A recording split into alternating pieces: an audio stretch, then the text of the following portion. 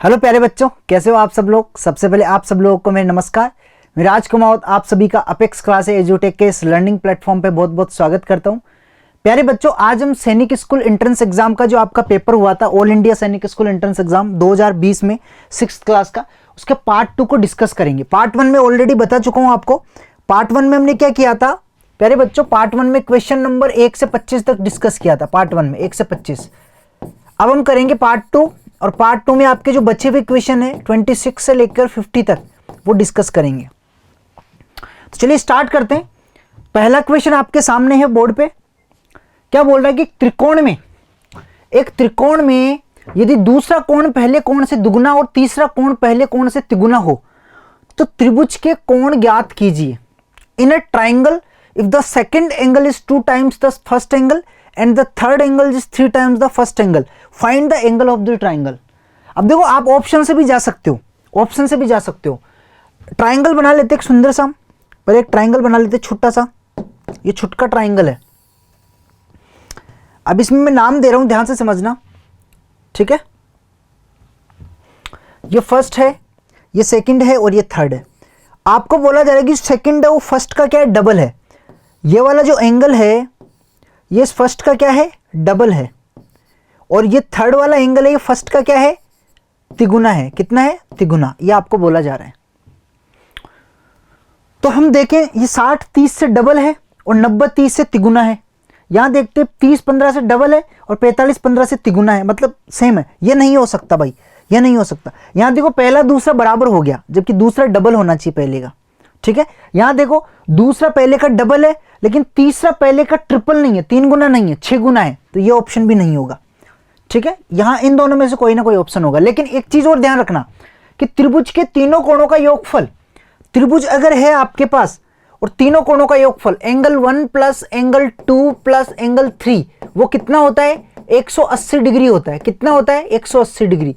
तो आप इनका योगफल करो, 90 60 कितना हो गया, 50, 150 और 30, ये 180 डिग्री दे रहा है तीनों का योगफल। तीनों का योगफल करता हूं तो 180 मिल रहा है। इनको योगफल करो, इनको योग करते तो क्या 180 मिलता है क्या, 45 15 60 90 डिग्री मिल रहा है भाई। कितना मिल रहा है, 90 डिग्री। मतलब ये ऑप्शन भी नहीं होगा। आपका ऑप्शन क्या आएगा, पहला ऑप्शन आपका राइट आंसर। त्रिभुज के तीनों कोणों का योगफल 180 होता है, तो 180 के हिसाब से ये हुआ पहली चीज। तो ये 180 नहीं था, इसको हटा दिया, ये 180 था, 180 था, ठीक है। लेकिन इसमें दोनों कोण बराबर आ गए, जबकि दूसरा कोण पहले का डबल है, तीसरा पहले का तिगुना है। जो इन दो में मैच कर रहे थे, इनमें 90 डिग्री 180 एक ही दे रहा है, यही आपका आंसर होगा। अब सोल्व कर लेते हैं। 180 होता है। आपको ये बोला गया है प्यारे बच्चों, ये कोण 1 है, ये कोण 2 है, ये कोण 3 है। आपको बोला है कि दूसरा इसका डबल है, यानी अगर ये 1 है तो ये कितना है, डबल है, और ये कितना है, इसका तिगुना है। यानी पहला वाला अगर x है, पहले वाला अगर x है तो दूसरे वाला 2x हो गया, तीसरा वाला इसका क्या हो गया, तिगुना हो गया, 3x। तीसरे वाला पहले का क्या हो गया, तिगुना हो गया। कितना हो गया, तिगुना। और दूसरे वाला पहले का क्या हो गया, दुगुना हो गया। ये एंगल 1 है, ये एंगल 2 है और ये एंगल 3 है।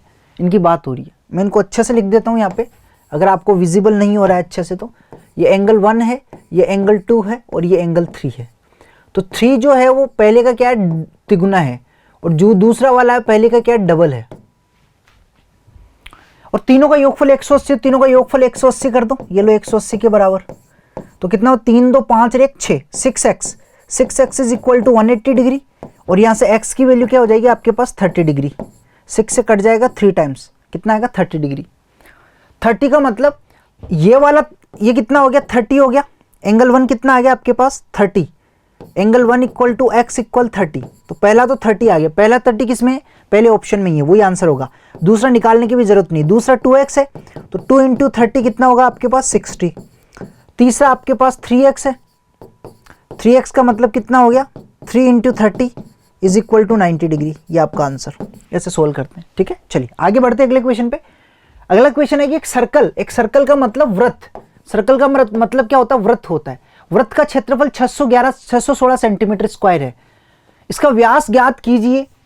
The area of circle is 616 and find the diameter. देखो 616 को देख के मुझे पता चला कि 154 का कितना है, 154 का कितना हो रहा है, ये 4 गुना हो रहा है। 4 गुना का मतलब 2 का स्क्वायर, 2 का स्क्वायर मतलब 7 दूनी 14, 14 आंसर आएगा आपका। कितना आएगा, 14 आंसर आ गया। तो पहले मैंने टिक कर दिया, लेकिन हुआ कैसे मैं आपको समझाता हूं, ध्यान से समझना। एरिया जो है वो पाई आर स्क्वायर होता है और वो आपके 616 दे रखा है, 616 स्क्वायर सेंटीमीटर। पाई की वैल्यू कितनी होती है 22/7 इंटू आर स्क्वायर हो गया और इक्वल 616 हो गया। ठीक है, ध्यान से समझना। यहां काट दो 22 से, 11 से काट दो, 11 दूना 22, 11 5 जा 55, फिर 11 6 जा 66, ये 2 से ही कट जाएगा 28, कितना हो जाएगा 28। अब हो गया r square upon 7 is equal to 28, तो आर स्क्वायर इक्वल क्या हो गया 7 इंटू, और ये 28 को मैं लिख सकता हूँ 7 इंटू 4, 7 इधर मल्टीप्लाई में आ जाएगा आपके पास, तो 7 और 7 इंटू 20, तो आर इक्वल क्या आएगा अंडर रूट में 7 इंटू 7 इंटू 4, तो एक साथ बाहर आ जाएगा और 4 का अंडर रूट 2 होता है, तो 7 दूनी 14 सेंटीमीटर। अब मैंने डायरेक्ट कैसे किया, डायरेक्ट कैसे, आप याद रखना यहाँ पे मैं आर लिख रहा हूँ, ठीक है, और यहाँ पे मैं, ध्यान से समझना एक चीज याद रखना बहुत काम आएगी आपके। मैंने डायरेक्ट कैसे किया, यहाँ मैं आर लिख रहा हूँ रेडियस, यहाँ पे सरकमफेरेंस जो होती है परिधि 2 पाई आर होती है, और यहाँ पे क्षेत्रफल जो होता है वो पाई आर स्क्वायर होता है। अगर मैं r इक्वल टू 7 रखता हूँ तो इसकी वैल्यू कितनी आती है मेरे पास 2 into 22 upon 7 into 7 is equal to 44 आती है, और इसकी वैल्यू कितनी आती है मेरे पास 22 upon 7 into 7 into 7 is equal to कितनी आती है 154 आती है। अब देखो क्या हो रहा है, ध्यान से समझना। अगर मैं r को डबल, r को क्या कर देता हूँ डबल कर देता हूँ, डबल कर देता हूँ तो r इक्वल कितना होगा 14 हो जाएगा, तो ये भी डबल हो जाएगी, ये भी क्या हो जाएगी डबल हो जाएगी 88 सेंटीमीटर स्क्वायर।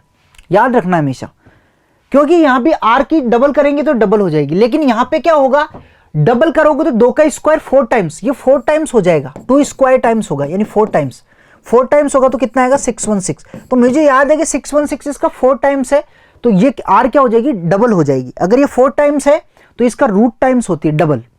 अगर आप इसको ट्रिपल कर रहे हो, ध्यान से समझना प्यारे बच्चों, अगर आप इसको 3 गुना कर रहे हो, ट्रिपल कर रहे हो तो 21 हो जाएगी, और ये भी क्या हो जाएगी ट्रिपल हो जाएगी, ट्रिपल।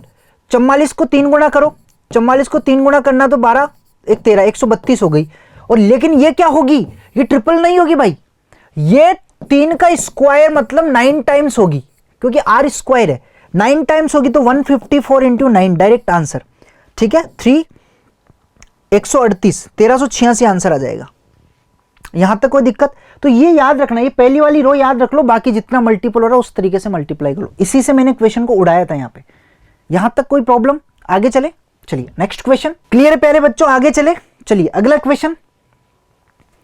अगला प्रश्न है आपके सामने क्वेश्चन 28 कि जब, ध्यान से समझना प्यारे बच्चों, क्वेश्चन क्या बोल रहा है, क्वेश्चन क्या बोलना चाह रहा है कि जब 53.016 को 24 से भाग दिया जाता है, 24 से भाग दे तो भागफल क्या होगा, यानी 53, ध्यान से समझना, 53.016 में 24 का डिवाइड किया जाए तो भागफल क्या होगा, आपको ये बताना है। तो एक तो आप डायरेक्ट करके देख लो या आप भाग लगा के देख लो, ये लो भाग लगा के दिखा देता हूं मैं आपको। 53.016 24 का डिवाइड करना है, 24 2 जा 48 आएगा, फिर माइनस कितना आएगा आपके पास 5, फिर पॉइंट लगा, आगे 0 आ गया, 24 2 जा 48 आ गया आपके पास, माइनस किया कितना आया 2, फिर अगली संख्या 1, अब 1 में डिवाइड नहीं हो रहा है तो एक 0 और लगाओ आगे, और अगली संख्या उतारो 6। अब इसमें कितनी बार जा रहा है 9 टाइम्स जा रहा है ना, 9 टाइम्स जा रहा है, 9 टाइम्स आएगा तो 9 4 जा 36 3 और 21, माइनस करने पे 0, मतलब कितना है 2.209 आपका आंसर आ गया, 2.209, मतलब सेकंड ऑप्शन इज करेक्ट। यहां तक कोई दिक्कत प्यारे बच्चों? आगे चले, चलिए अगला क्वेश्चन आपके सामने है कि 60 मीटर लंबाई और 3 मीटर चौड़ाई का एक आयताकार मार्ग 25 सेंटीमीटर के वर्ग टाइल द्वारा कवर किया जाता है। इस पाथ को बनाने के लिए उपयोग की जाने वाली टाइलों की संख्या, यानी आपके पास क्या है, एक आयताकार वो है, एक रास्ता है आयताकार, और इस आयताकार रास्ते में आपको टाइलें बनानी है। आयताकार रास्ते में क्या करनी है, आपको टाइलें बनानी है। ध्यान से समझना, इस आयताकार रास्ते में टाइलें बनानी है 25-25 सेंटीमीटर की। तो मैं छोटी छोटी टाइलें बना रहा हूं, ध्यान से समझना, ये टाइलें बिछानी है आपको। ये क्या करनी है, टाइलें बिछानी है। यहाँ पे छोटी छोटी टाइलें दिख रही है ना, ये टाइलें लगा रहा हूं मैं यहाँ पे।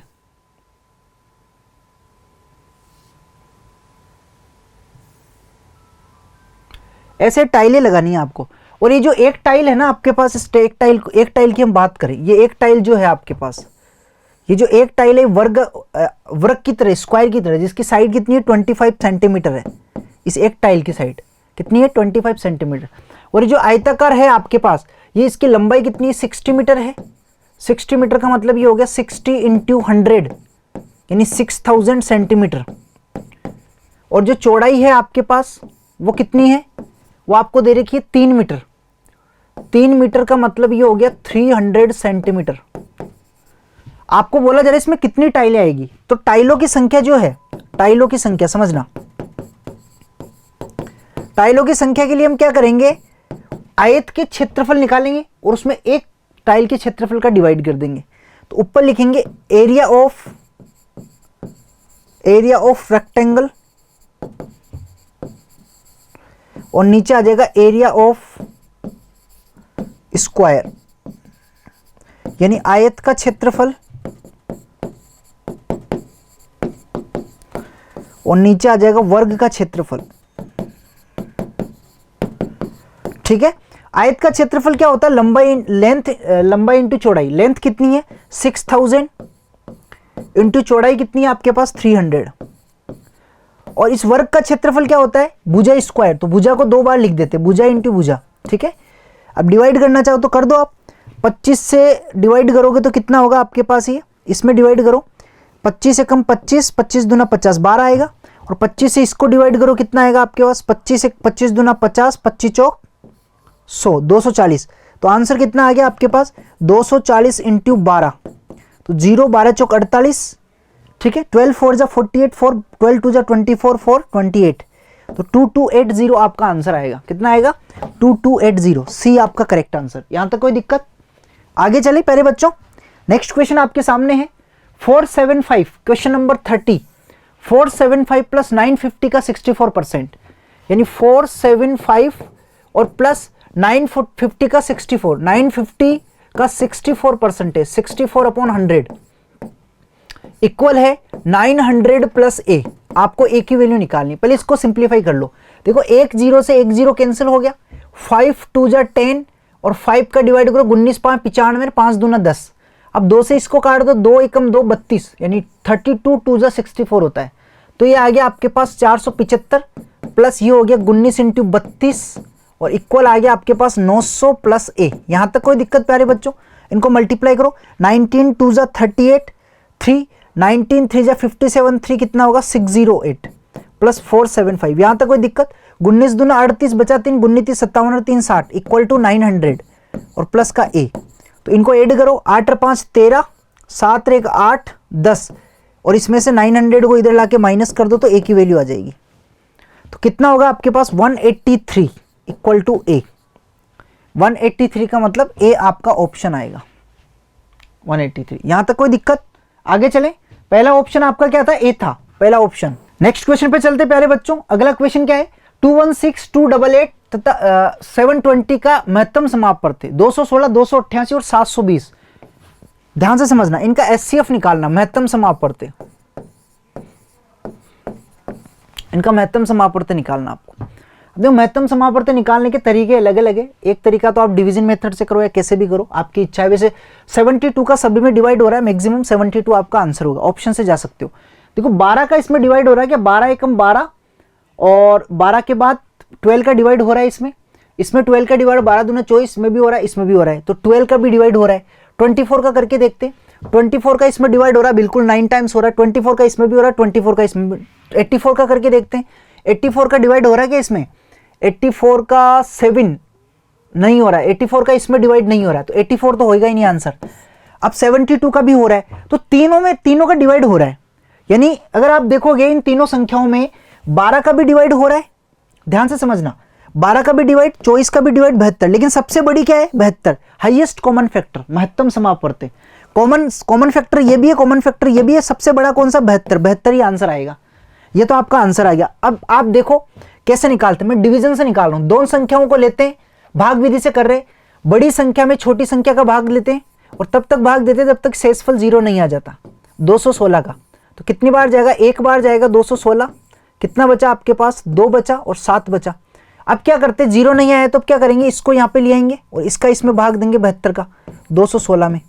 तो कितनी बार चला जाएगा आपके पास, 3 बार चला जाएगा, कितनी बार, 3 दूना 6, 3 बार चला जाएगा 216 में, तो शेषफल क्या आ गया, 0 आ गया। मतलब इन दोनों का एचसीएफ क्या आ गया, 72। इन दोनों का एचसीएफ क्या आ गया आपके पास, 72 आ गया। समझ गए। अब क्या करते हैं, ये जो 72 आपके पास एचसीएफ आया है, एचसीएफ ऑफ 216288 वो कितना आ गया, 72। इस 72 को लेकर इसको लेके एक बार और एचसीएफ निकालेंगे, तो बड़ी संख्या में छोटी का भाग देंगे 72 का, तो जा रहा है कितनी बार, 10 टाइम्स 720 और -0, मतलब इन दोनों का एचसीएफ भी 72 आ गया। तो सबका एचसीएफ क्या आ गया, 72 आ गया। आपका एचसीएफ क्या आ गया, 72 आपका आंसर आ गया। यहां तक कोई दिक्कत प्यारे बच्चों, उम्मीद करता हूं समझ में आ गया होगा आपको अच्छे से। तो डिवीजन मेथड ये होता है कि 3 दिया हो तो पहले 2 का निकालो, फिर जो 2 का एचसीएफ आया उसको और इसकी लेके फिर एक बार और एचसीएफ निकालो, ये आपका फाइनल एचसीएफ होता है। आगे बढ़े, मैंने अच्छे से बताया आपको। 32 सरलीकृत करें, इसको सरलीकृत करना है प्यारे बच्चों। सरलीकृत करना तो क्या हो, देखो 106 2 बार मल्टीप्लाई हो रहा है यहाँ पे, 106 इंटू 106 माइनस 94 इंटू 94। बड़ा ही सिंपल क्वेश्चन है, आइडेंटिटी बेस्ड क्वेश्चन है ये। कैसे करेंगे, 106 2 बार मल्टीप्लाई हो रहा है, इसका मतलब 106 का स्क्वायर हो गया। 94 2 बार हो, इसका मतलब 94 का स्क्वायर हो गया। अब आपको पता है कि ए स्क्वायर माइनस बी स्क्वायर का जो फॉर्मूला होता है वो एक बार माइनस में होता है ए माइनस बी, और एक बार प्लस में होता है ए प्लस बी। याद रख लो, अलजेब्रा का फॉर्मूला होता है। तो एक बार इनको क्या कर दो, माइनस में कर दो 94 को, और एक बार इसमें ऐड कर दो 106 प्लस 94। तो माइनस में करेंगे तो कितना आएगा आपके पास, 94, ये हो जाएगा 612 आ जाएगा, और ऐड करेंगे तो कितना होगा 200, तो कितना होगा 2400 आपका आंसर आ गया। कितना आ गया, 2400 इज योर आंसर। यहां तक कोई दिक्कत प्यारे बच्चों, क्लियर है। आगे बढ़े, चलिए अगला क्वेश्चन आपके सामने है कि किसी संख्या में से 600 के 70% का 2/3 घटाने पर 320 प्राप्त होता है, तो संख्या कितनी होगी। If 2/3 of 70% of 600 when subtracted from a number is 320, what is the number। यानी कोई नंबर है आपके पास, वो निकालना है, उसमें से 2/3 ऑफ 70% ऑफ 600 को माइनस किया जाए तो आपको क्या मिलता है, 320 मिलता है। क्या मिलता है, 320। ये ऑफ ध्यान रखना भाई, ऑफ का मतलब मल्टीप्लाई होता है। यहाँ पे ऑफ का मतलब क्या होता है, मल्टीप्लाई। तो क्वेश्चन मार्क -2/3 इंटू 70% मतलब 70/100 इंटू 600 और इक्वल क्या आ गया, 320। यहां से क्वेश्चन मार्क की वैल्यू इजीली निकल जाएगी। देखो 2 0 से 2 0 कैंसिल, 3 2 जा 6। अब देखो 2 2 जा 4, 4 इंटू 7 280 हो जाएगा, ये 280। कितना आएगा, 280। अरे भाई 2 दूनी 4, 4 7 28 और 1 0 लगा दिया आगे, 320 आ गया आगे। तो क्वेश्चन मार्क की वैल्यू क्या आ जाएगी, 320 प्लस 280। जोड़ दो इनको, 0 8 और 2 10।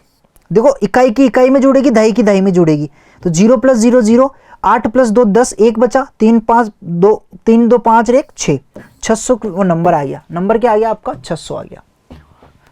क्लियर है। आगे बढ़े प्यारे बच्चों, समझ में आया नहीं आया।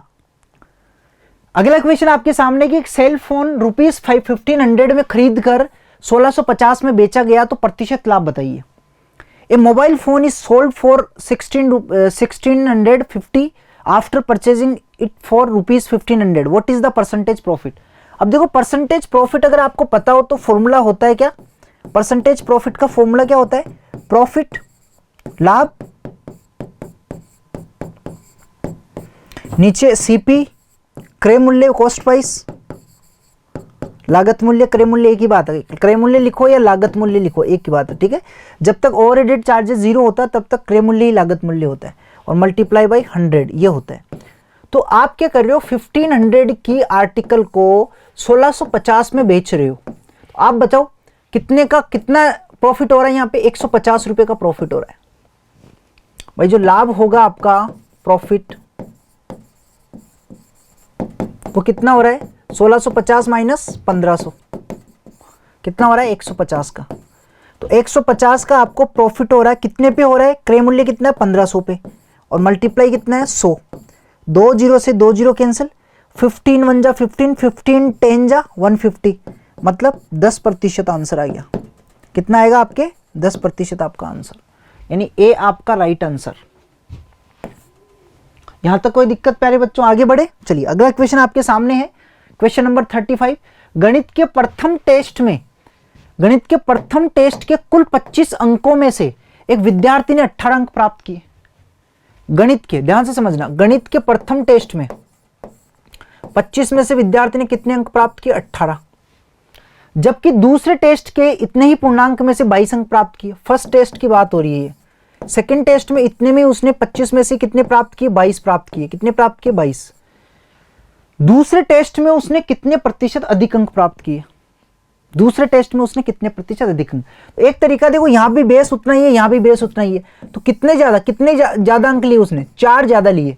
कितने ज्यादा लिए? 4 अंक।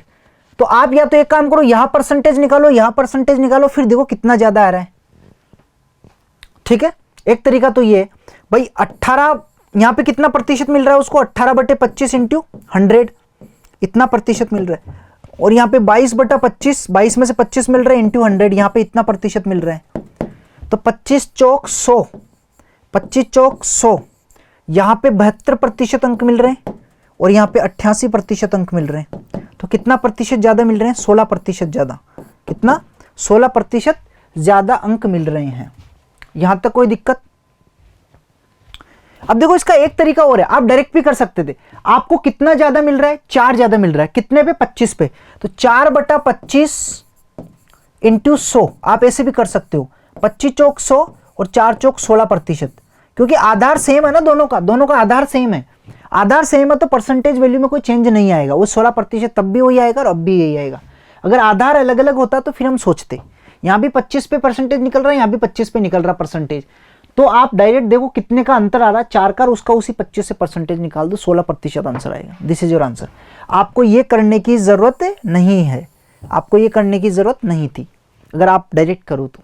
आगे बढ़े भाई, आपको इसमें प्रतिशत निकालना अलग, आपको इसमें अलग प्रतिशत निकाला, और आपको बताना है कि उसने कौन से टेस्ट में, दूसरे टेस्ट में कितने प्रतिशत अधिक अंक प्राप्त किए। दूसरे टेस्ट में कितने ज्यादा प्राप्त किए? 16% अधिक। आगे चले, अगला क्वेश्चन नंबर 36। 20 परिणामों का औसत 18 है। 20 परिणामों का औसत 18 है। प्रत्येक परिणाम में से 3 घटाने पर औसत क्या होगा? तो मैंने आपको बताया था, अगर प्रत्येक परिणाम, आपके पास 20 परिणाम है, A1, A2, A3, और ये आपके पास है A20 तक, इनका औसत कितना है आपके पास? इनका औसत कितना है? एवरेज 20 है। अब प्रत्येक में से आप 3 कम कर रहे हो, तो मैंने आपको बताया था एवरेज भी क्या हो जाएगा? एवरेज में भी क्या हो जाएगी? 3 की कमी हो जाएगी। एवरेज में भी क्या हो जाएगी? 3 की कमी। तो 20 - 3 = 17। भाई प्रत्येक में 3 की कमी करोगे तो एवरेज में भी 3 की कमी हो जाएगी, 17 आंसर आ जाएगा। प्रत्येक में 10 का इंक्रीमेंट तो एवरेज में भी 10 का इंक्रीमेंट। प्रत्येक को 2 दुगना कर रहे हो तो एवरेज भी दुगना हो जाएगा। प्रत्येक में 2 का भाग दे रहे हो तो एवरेज भी 2 से डिवाइड हो जाएगा। ये याद रखना है आपको, ठीक है। चलिए आगे बढ़ते हैं। अगला क्वेश्चन, इसको सिंप्लीफाई करना है आपको, सरल करना है। तो सरल करना मैंने आपको बताया था 7/3 वी बोर्ड मास। वी बोर्ड मास याद है या नहीं है? वी बोर्ड मास याद है या नहीं है बताइए, ठीक है। वी बोर्ड मास याद होना चाहिए। Vinculum bracket of division multiplication addition. अब यहां पे क्या है प्यारे बच्चों, ध्यान से समझना, विनकुलम है नहीं, ब्रैकेट है नहीं, ऑफ भी नहीं है, डिवीजन से स्टार्ट करेंगे, डिवीजन से। तो सबसे पहले डिवीजन होगा आपका 7/3 as it is, 7/3 as it is आएगा, मल्टीप्लाई। सबसे पहले इसको सोल्व करो।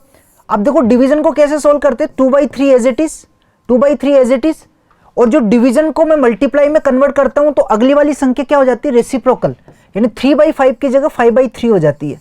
और डिवाइड आपके कितना आ गया, 2+। अब ये मिक्स फ्रैक्शन है तो इसको सिंपल फ्रैक्शन में कन्वर्ट कर लो। 1 और 2/3 है, इसको सिंपल फ्रैक्शन में कैसे कन्वर्ट करेंगे बताइए आप भाई, इसको सिंपल फ्रैक्शन में कैसे कन्वर्ट करेंगे, ध्यान से समझना। 1 और 2/3 है तो इसको मल्टीप्लाई करते हैं यहाँ पे और इसमें क्या कर देते हैं, ऐड कर देते हैं। तो 3 एकम 3 और 2 कितना हो जाएगा, 5/3 आ जाएगा। तो ये 5/3 आ गया और ये 2/1 है। अब सिंप्लीफाई करो। अब देखो ऊपर वाले कुछ कट रहा है तो काट दो, नहीं तो ऐसे ही रहने दो। 5 दूना 10, 5 2 10 और 10 7 70, तो ये तो 70 हो गया ऊपर तो। और नीचे कितना आ गया, 3 3 3 27 आ गया। और नीचे अब देखो एलसीएम लो, या तो एलसीएम ले लो, या इसको 3 बनाने के लिए ऊपर नीचे 3 से मल्टीप्लाई कर दो। तो ये 6 हो गया, ये 5 हो गया, तो 6 + 5 और नीचे कितना आ गया, 3 आ गया। तो ये आपके पास फाइनल कितना आ गया, 70/27 और उसके भी डिवाइड में 11/3 आ गया। अब देखो मैं क्या कर रहा हूं समझना, ये 70/27 एज इट इज, इसको ऊपर मल्टीप्लाई में ला रहा हूँ तो क्या हो जाती है, उल्टी हो जाती है, 3/11 हो जाएगी आपके पास, 3 से कट जाएगा 9 बार, तो आंसर कितना आ गया 70 और 11 नाम 99, 11 9 जा 99, तो 70/99 आपका आंसर। यहाँ तक कोई प्रॉब्लम प्यारे बच्चों, क्लियर है? तो ये बोर्ड मास पे सिंप्लीफिकेशन के क्वेश्चन आपके पूछे जाते हैं, तो इस पे प्रैक्टिस कर लो, आपके क्वेश्चंस आएंगे इस पे। चलिए आगे बढ़ते हैं। तो बच्चों अगले क्वेश्चन पे चलते हैं। अगला क्वेश्चन आपके सामने क्वेश्चन नंबर 38 कि जब 90.0675 को 15 से भाग दिया जाता है तो भागफल क्या होगा। यानी 90.0675 में 15 का डिवाइड करोगे तो भागफल बताना है। तो 15 9 में जाएगा नहीं 90 में जाएगा, 15 6 कितना आ गया आपके पास 90, माइनस करने पे 0, पॉइंट यहाँ है तो यहाँ भी लग गया। अब अगला 0 उतार दो, 0 में डिवाइड हो नहीं रहा, एक्स्ट्रा 6 उतारना पड़ेगा, एक्स्ट्रा 6 उतारना पड़ेगा, तो उसकी क्या लगेगी 0 लगेगी, उसकी क्या लगेगी 0। अब 6 से भी काम नहीं बन रहा तो एक एक्स्ट्रा 7 और उतारना पड़ेगा, तो उसकी एक और 0 लग जाएगी। अब 67 में कितनी बार जाएगा, 15 4 जा 60, तो कितना आएगा आपके पास 7 बचेगा। फिर कितना बचा रहा, 5 उतारा अगला, तो 15 5 जा 75। देखो दशमलव के बाद एक तो ऑटोमेटिक ही उतरता है, उसका कोई एक्स्ट्रा 0 नहीं लगता, लेकिन एक के अलावा अगर एक्स्ट्रा और उतार रहे हो आप, भाग नहीं जा रहा है, तो फिर आपको 0 लगाना पड़ता है। ठीक है, ये हमेशा ध्यान रखना। तो 6.0045 आपका पहला ऑप्शन है। क्या है, पहला ऑप्शन। आगे चले अगला क्वेश्चन। तो आगे चलते प्यारे बच्चों अगले क्वेश्चन पे। आपको क्वेश्चन बोल रहा बड़ा ही सिंपल है कि 24 आवर्स में कितने सेकंड्स होते हैं। अब हमें पता है 24 आवर्स में कितने सेकंड होते हैं, हम देखेंगे how many seconds are in 24 hours. तो आपका आंसर आएगा 86400। 86400 कैसे होता है आप देख लो। आपको पता है 1 मिनट में कितने सेकंड होते हैं, 1 मिनट में होते हैं 60 सेकंड्स, ध्यान से समझना, ये हमें पता है। और 1 आवर में कितने होते हैं, 1 आवर में 3600 होते हैं। 1 आवर में कितने होते हैं 3600। कैसे होते हैं, 1 आवर में 60 मिनट्स होते हैं, और 60 मिनट का मतलब सेकंड कितने हो गए, 60 × 60, तो कितने हो गए आपके पास 3600 सेकंड्स। तो आप मुझे बताओ 24 आवर्स में कितने होंगे बताइए। 24 आवर्स के लिए 24 से मल्टीप्लाई कर दो, 24 × 3600, तो कितना होगा आपके पास 00 एज इट इज, 24 से मल्टीप्लाई कर दो, 6 4 जा 36 को 24 से गुणा करना है। तो कैसे करते हैं, 6 चौक का 24 करो, 24 का कितना आ जाएगा 4, हासिल की 2, 4 3 12, 6 दूनी 12, 12 12 24 और 2 26, बचा कितना 2, तो 3 दूना 6 और 2 कितना हो गया 8, 864 आ गया। मल्टीप्लाई करने की ट्रिक देख लो भाई, 36 को 24 से मल्टीप्लाई करने की ट्रिक क्या है, 36 को 24 से मल्टीप्लाई करने की ट्रिक, पहले इन दोनों को मल्टीप्लाई करो आप, तो 6 4 जा 24, कितना बचा 2 हासिल की, फिर 4 को इधर करो, फिर इसको इधर करो, 12 इधर कितना हो गया 12, 6 12 इधर हो गया, 12 12 कितना हो गया 24, और 2 हासिल का कितना होगा 26, 26 का 2 हासिल की कितनी लगी 2। अब इन दोनों को मल्टीप्लाई करो, 3 दूना 6 2 कितना हो गया 8, 864, तो आंसर आ जाएगा 86400। और याद रखना है, आपसे याद रख लो भाई, आपको हमेशा याद रखना है कि 1 घंटे में 3600 होता है, तो 24 घंटे में 86400 आंसर आएगा आपका। आगे बढ़े, इतने सेकंड्स होंगे आपके 24 घंटे, यानी एक दिन। 24 घंटे का मतलब एक दिन, 24 घंटे का मतलब क्या होता है 1 डे, ये पूछा जा सकता है एग्जाम में। तो नेक्स्ट क्वेश्चन पे चलते प्यारे बच्चों। अगला क्वेश्चन क्या है, क्वेश्चन नंबर 40 की अंडरवुड में 1089, अंडरवुड में 1089 डिवाइडेड बाई 121, इसको सोल्व करना है। आपको पता है, आप चाहो तो इसको डिवाइड कर दो। एक तरीका तो ये है कि आप जब डिवाइड करोगे तो कितनी बार जाएगा 9 टाइम्स जाएगा, और अंडरवुड 9 की वैल्यू कितनी होती है 3 होती है। एक तरीका तो ये है, तो 3 आंसर आ गया आपका। एक तरीका क्या है कि अंडरवुड में देखो, अंडरवुड में है तो मैं इसको बाहर निकाल रहा हूँ, अंडरवुड में क्या कर रहा हूँ मैं इसको बाहर निकाल रहा हूँ। 121 का कितना का होता है 11 का होता है, और 1089 किसका स्क्वायर होता है 33 का होता है। 33 का स्क्वायर करोगे आप तो आपके पास क्या आता है 1089 आता है। क्या होता है 1089, तो 11 का भाग दे दो, 11 3 कितना होगा 33, 3 आंसर आ जाएगा। कैसे भी कर लो जैसी आपकी मर्जी हो। तो आंसर क्या आएगा 3। और 129 का डिवाइड करोगे तो 9 बार जाएगा, कितनी बार जाएगा 9 बार। आगे चले, 129 या 121 को 9 से मल्टीप्लाई करोगे तो 9 1 जा 9, 9 2 जा 18, 9 1 जा 9, 1089 आता है 9 बार, इसलिए 9 आ जाएगा भाग देने पे। अगला क्वेश्चन 41 बोल रहा है यदि त्रिभुज ABC में कोण AB तथा C क्रम से 3x 5x 8x + 4 हो तो तीनों कोणों का मान ज्ञात करो। If a triangle ABC A B and C in a triangle A B C are 3x 5x एंड 8x plus 4 respectively, then find the all the angles. पहले ट्राइंगल बना कर लेते हैं अच्छा सा। ये आपके पास ट्राइंगल है और इसके 3 एंगल्स दे रखे हैं, एक ये ए है, ये बी है और ये सी है। ए आपको दे रखा 3x, बी आपको दे रखा 5x और ये दे रखा आपको 8x प्लस 4।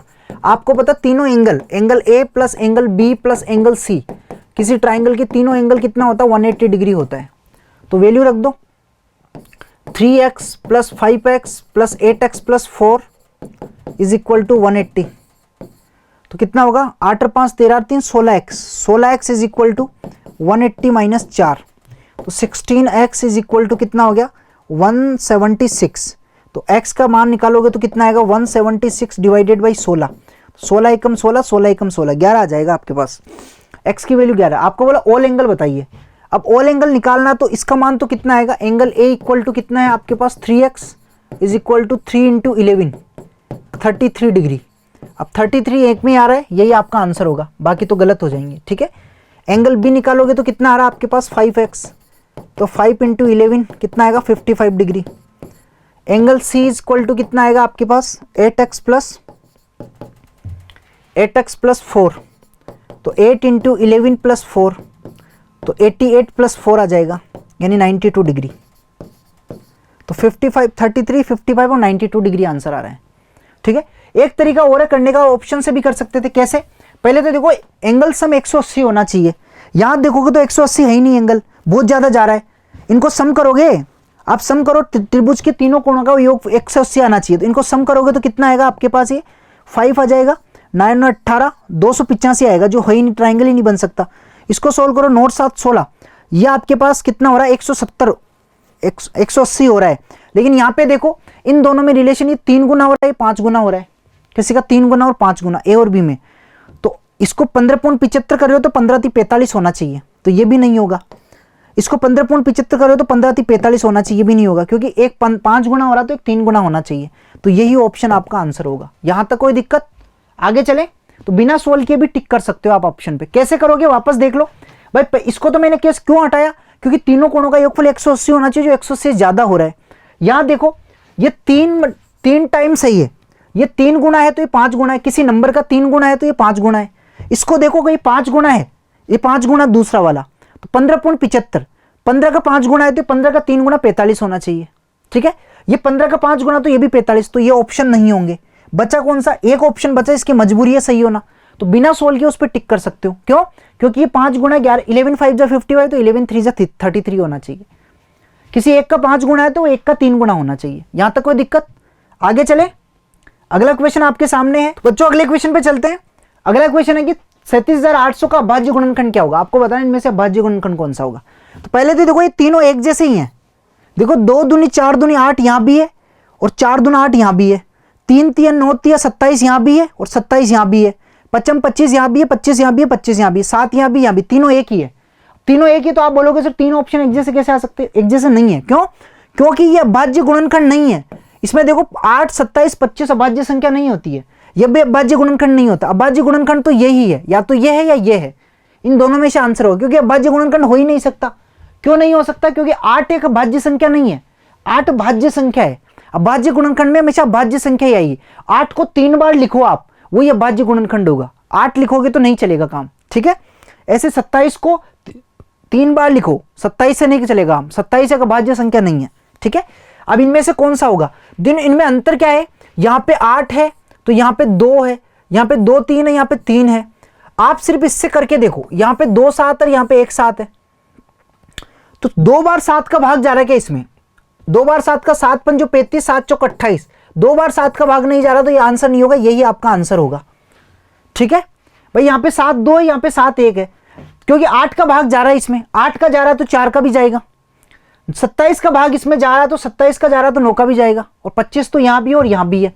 लेकिन यहां पे 49 और यहां पे 7 है, तो 49 का भाग देके देखो तो 49 का भाग नहीं जा रहा उसमें, तो 7 का तो जाएगा ही जाएगा, ये आपका आंसर होगा। और वैसे करके देख लो आप अभाज्य गुणनखंड 37800 करके देखोगे तो कितना आएगा आपके पास? 2 एकम 2, 2 अट्ठे 16, 2 नाम 18, फिर 2 का भाग दोगे तो कितना आएगा? 2 नाम 18, 2 तिया 2 नाम 18 आ जाएगा, 2 चौके 8, 2 पंजे 10, फिर 2 का 2, 2 चौके 8, 2 सत्ते 14, 2 दूना 4, 2 पंजे 10। अब 3 का भाग दो, 3 एकम 3, 3 पंजो 15, 3 सात 21, 3 पंजो 15, फिर 3 का 2, 3 5 जा 15, 3 2 जा 6, 3 5 जा 15, फिर 3 का 2, 3 1 जा 3, 3 7 जा 21, 3 5 जा 15। अब किसका जा रहा, फिर 3 का 2, 3 पंजो 3 का नहीं जा रहा है बना, अब 3 का नहीं जा रहा है। 5 का 2, 5 दिया 15, 5 25, फिर 5 का 2, 5 7 35, फिर 7 एकम 7। तो 2 कितनी बार आ रहा, 3 3 3 बार आ रहा, तो यही आंसर होगा आपका। ठीक है, चलिए आगे बढ़ते हैं। तो सेकंड ऑप्शन आपका करेक्ट आंसर होगा, सेकंड ऑप्शन, ये नहीं होगा आपका। अगला question, next question number 43, 10% of 3.75 plus 15% of 7.25 को दशमलव में परिवर्तित करें। यानी 10% ऑफ 3.75 प्लस 15% ऑफ 7.25। 10% का मतलब 10/100, और आपको पता है 10% का मतलब, अगर आपको याद हो तो मैंने परसेंटेज बताया था 1/10 होता सीधा, और 15% का मतलब क्या होता है, 3/20 होता है। ठीक है, अभी देखना 1/10 ही निकलेगा ये, 3.75 प्लस 15% का मतलब 15/100 इंटू 7.25। इसको सोल्व करोगे ना तो 3 पंजो 15, 5 तिया 15 और 20 पंजे 100, 3/20 ही आएगा। और इसको सोल्व करोगे तो 1/10 ही आएगा। देखो 1/10 डायरेक्ट लिखो। ठीक है, अब क्या होगा आपके पास, 3.75 में 10 का भाग दो, प्लस ये 3 से मल्टीप्लाई करो, 3 पंजो 15, 3 दूना 6 1 7, 3 7 21, और इसमें 20 का भाग दो। तो उसमें 10 का भाग देंगे तो कितना आएगा, 0.375, प्लस इसमें 20 का भाग देंगे तो कितना आएगा, पहले आप 2 का भाग दो, 2 से काटो 10, और 2 से काटोगे तो 2 एकम 2, और फिर 2 एकम 2 हो गया आपके पास, 0 आ जाएगा, 2 अट्ठे 16, 2 सत्ते 14, 2 पंजे 10। तो ये 10 का भाग दोगे फिर तो आ जाएगा आपके पास 1.0875। अब इसमें ऐड करोगे तो कितना आएगा, इसको आगे 0 लगा दो। ठीक है, क्योंकि 4 है ना, ये 4 बनाने के लिए 5 में 0 जोड़ोगे तो 5 आएगा, 7 में 5 जोड़ोगे तो 7 और 5 12 1, और फिर इसके बाद 8 और 7 15 और 1 16 1, और ये हो जाएगा 4, और हो जाएगा 1.4625। 1.4625 पहला ऑप्शन आपका राइट आंसर। क्लियर है, यहाँ तक कोई दिक्कत? आगे चले, नेक्स्ट 5 से काटा इसको, 5 दिया 15, 20 पंजे 100, या डायरेक्ट लिख दो 3/20 लिख दो यहाँ पे, और यहाँ डायरेक्ट 1/10 लिख दो, 10% का मतलब। ठीक है भाई, 10% का मतलब क्या होता है, 10/100 ही तो होता है, और फिर सिंप्लीफाई करते 1/10 आता है। 15% का मतलब 15/100 ही तो होता है, फिर 5 तिया 15, 20 पंजे 100, 3/20 ही तो आता है, तो डायरेक्ट रख सकते हो आप इनकी जगह। ठीक है, आगे बढ़े। अगला प्रश्न 44, कौन सा अनुक्रम सही तरीके से इन कोणों के माप को मेल खाता है? आपको कोणों का माप बताना है, छोटे से बड़ा चलना है। क्या करना है, छोटे से बड़े की तरफ चलना है। तो देखो ये न्यून कोण है, मतलब लेस देन 90 डिग्री है, ये 90 डिग्री है, और ये अधिक कोण है यानी ग्रेटर देन 90 डिग्री है, और ये 180 डिग्री है। तो क्रम क्या होगा, पहले आएगा फर्स्ट, पहले क्या आएगा, फर्स्ट आएगा, फिर इसके बाद आएगा आपके पास थर्ड यानी 90 डिग्री, ये थर्ड आएगा। फर्स्ट के बाद थर्ड आ रहा है, फर्स्ट के बाद थर्ड एक में ही आ रहा है, पहले ऑप्शन में, यही आपका आंसर होगा। ठीक है, थर्ड के बाद आएगा आपके पास फोर्थ आएगा, और फिर इसके बाद आएगा फिफ्थ, क्योंकि 90 से कम 90, फिर 90 से ज्यादा, और फिर 180। ये वैल्यू 90 से ज्यादा होती है, 180 से छोटी होती है। ये जो वैल्यू है ना आपके पास यहाँ पे 90 से ज्यादा होती है और 180 से छोटा है ये। ठीक है, और ये 0 से छोटी होती है, ये एंगल 0 डिग्री से बड़ा और 90 डिग्री से छोटा है, इसके बीच में ये 90 डिग्री से छोटा ये एंगल। ठीक है, और ये 90 से बड़ा और 180 से छोटा है। तो पहला तीसरा पहला आएगा, तीसरा आएगा, ठीक है, चौथा आएगा और दूसरा आएगा यहाँ पे। ये आपका आंसर, पहला ऑप्शन करेक्ट। आगे बढ़े, चलिए अगला क्वेश्चन 45 है कि मैं एक अभाज्य संख्या हूं। मैं यानी मैं बोल रहा है कि मैं एक अभाज्य संख्या हूं, यदि आप मुझसे 2 घटाते हो तो मैं 7 से विभाज्य हो जाता हूं। 2 घटाने पे उसमें 7 का भाग जाना चाहिए। If subtracted 2 from me I become divisible by 7। क्या ये भाज्य संख्या? बिल्कुल है। इसमें से 2 माइनस करो तो कितना आ रहा है आपके पास? 27। 27 7 से भाज्य है क्या? नहीं है। इसमें से 2 माइनस करो कितना आ रहा है? 17। 17 7 से भाज्य है क्या? नहीं है। इसमें 2 माइनस करो कितना आ रहा है? 29। 29 7 से भाज्य है क्या? नहीं है। इसमें 2 माइनस करो 21। 21 7 से भाज्य है क्या? बिल्कुल है। ये आपका आंसर। 2 माइनस करने पे 7 का भाग होना चाहिए। ठीक है, चलिए आगे बढ़ते हैं। तो बच्चों अगले क्वेश्चन पे चलते हैं। अगला क्वेश्चन आपके सामने है। अब देखो टेबल बेस्ड क्वेश्चन है ये। तो क्वेश्चन नंबर 46 है कि किस स्थान पर सुबह 3 बजे उच्चतम तापमान था। लेकिन पहले टेबल को समझना बहुत जरूरी है। इसमें देखो यहाँ पे सिटी का नाम दे रखा, नेम ऑफ द सिटी। यहाँ पे टेम्परेचर दे रखा 2 सेगमेंट में। एक सुबह 3 बजे, 3 AM का मतलब क्या होता है? सुबह के 3 बजे। और एक दिन के 3 बजे, दोपहर के 3 बजे की बात हो रही है, 3 PM। अलग अलग टेम्परेचर दे रखा दोनों का। और ये चेन्नई, मुंबई, तिरुवनंतपुरम, कोलकाता, भोपाल, श्रीनगर, गुवाहाटी, जयपुर। अब देखो यहाँ पे सेम, इसको करेक्शन कर लेना आप, है ना। ये 21.6 आएगा यहाँ पे, और यहाँ पे 33.5 कर लेना। ये करेक्शन कर लेना आप। क्वेश्चन क्या बोल रहा है? किस स्थान पर सुबह 3 बजे उच्चतम तापमान था?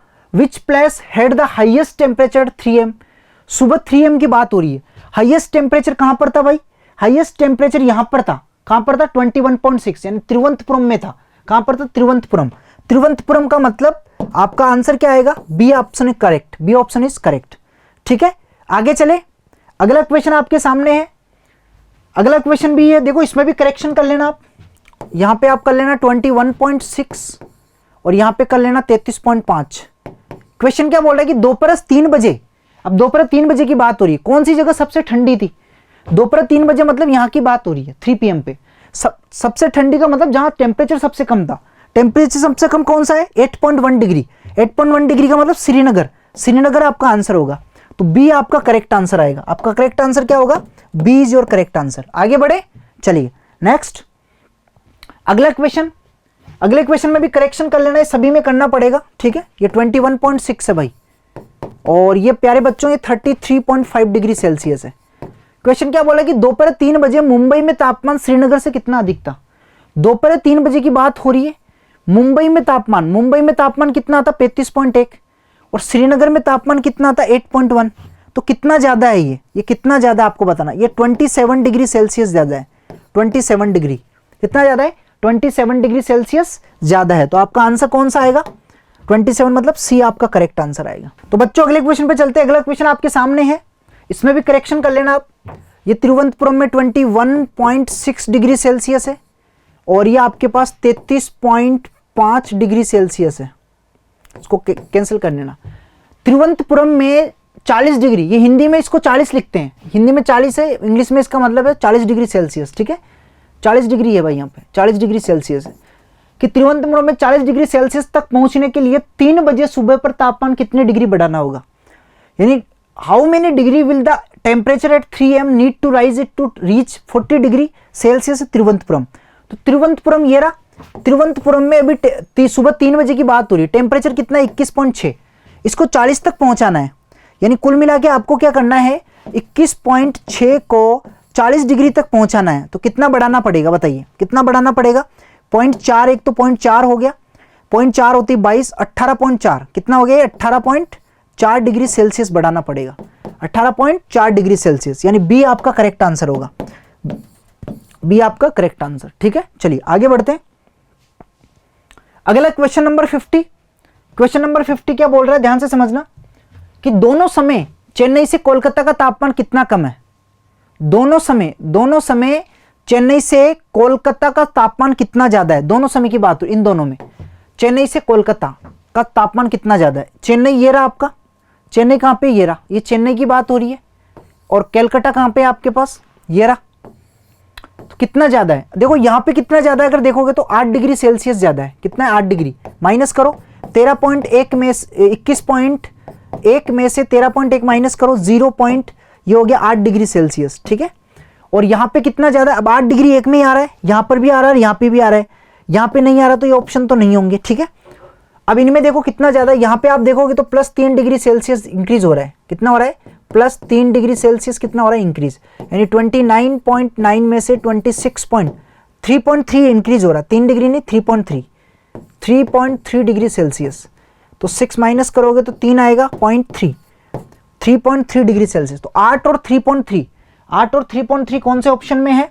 पहले ऑप्शन में। तो पहला ऑप्शन आपका आंसर आएगा। उम्मीद करता हूँ प्यारे बच्चों आपको अच्छे से समझ में आया होगा। ये बड़े सिंपल क्वेश्चंस आते हैं आपके।